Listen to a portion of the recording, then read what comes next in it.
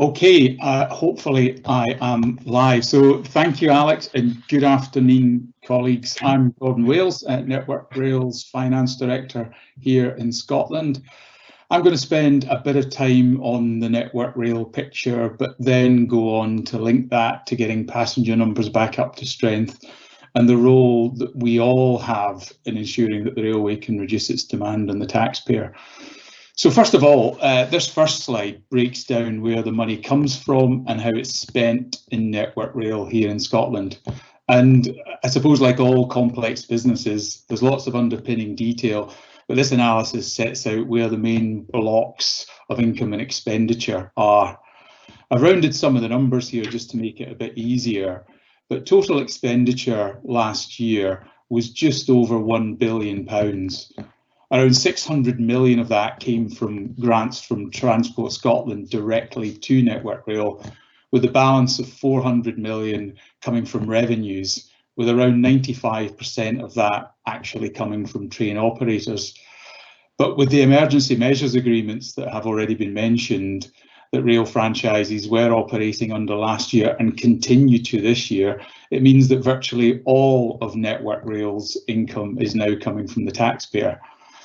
That said, fixed access track charges, which are a large component of that income, have largely been a historical pass-through from government in any event.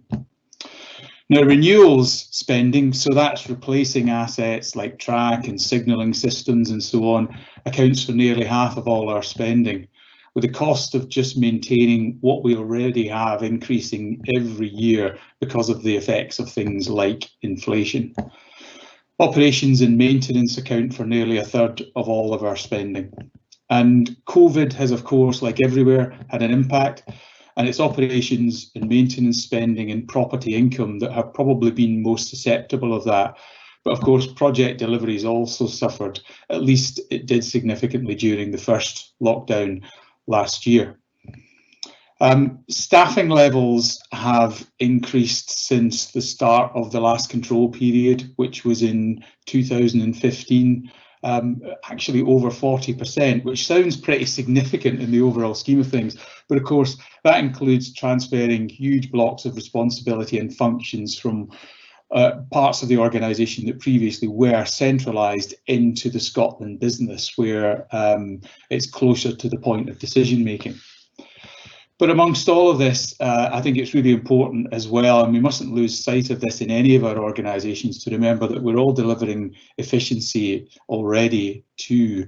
The targets for the first 2 years of this control period have been met, delivering something like £115 million of efficiencies across operational and capital expenditure.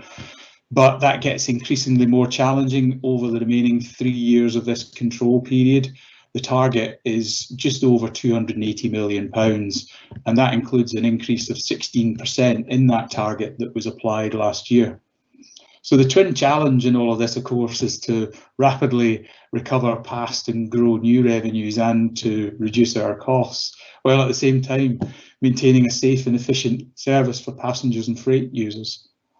One thing that's clear, none of our individual organisations can solve these issues in isolation, and it's only really by working together as an industry that we can deliver a more financially sustainable railway. I can't really emphasise enough how important it is to remember that the rail industry is an ecosystem, so what affects one part will inevitably affect others, and that will only be further reinforced as the ScotRail franchise enters into the public sector from next April. It means, above all else, the decisions we make need to be focused on the whole industry, not just one part of it. Next slide, please.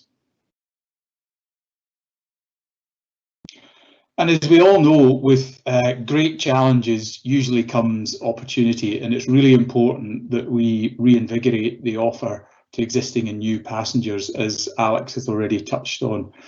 So the latest estimates suggest that peak demand will recover to about 85% of pre-pandemic levels and off-peak to 99% by something like 2023. So theoretically, 2024 could be the first full year of a sort of normalised pre-COVID levels of expenditure. This is an average, and actually the forecasts are quite different across the piece. So, for example, the Aberdeen to Inverness lines forecast to be well above pre-COVID levels, but the Borders Railway actually below pre-COVID levels by 2024.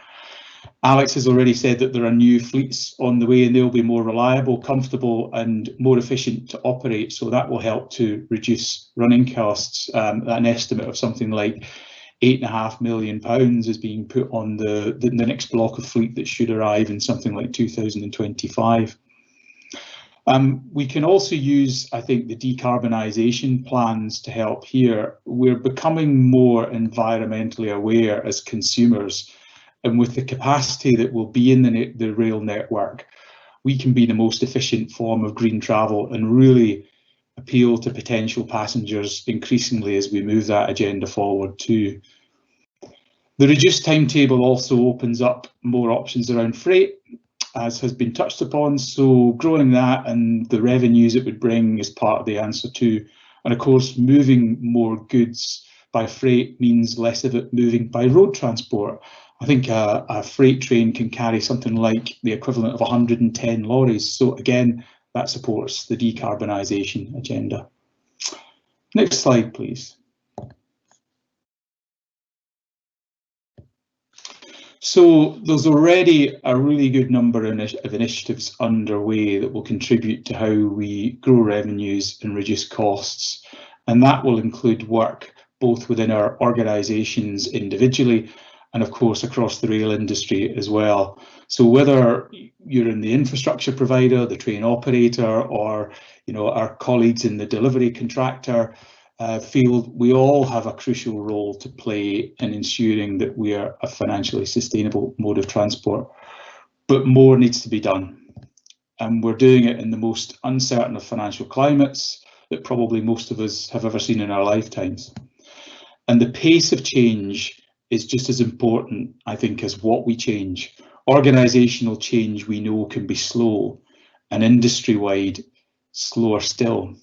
So it's important that we don't all go away from this session thinking that this is somehow all about the future or that someone else has all the answers. It's happening, and it's happening here and now. So it's critical that each of us goes away from here today taking individual and collective responsibility for how we reduce our demands on the taxpayer. And finally, I suppose what's important above perhaps all other things, this is much as possible about taking control of our own destiny here. So that's making sure that we've got a safe, environmentally sustainable railway that's attractive to passengers and to businesses who want to move their goods, but crucially reduces that taxpayer demand. That's all from me, Oscar. I'll hand you back. Thank you.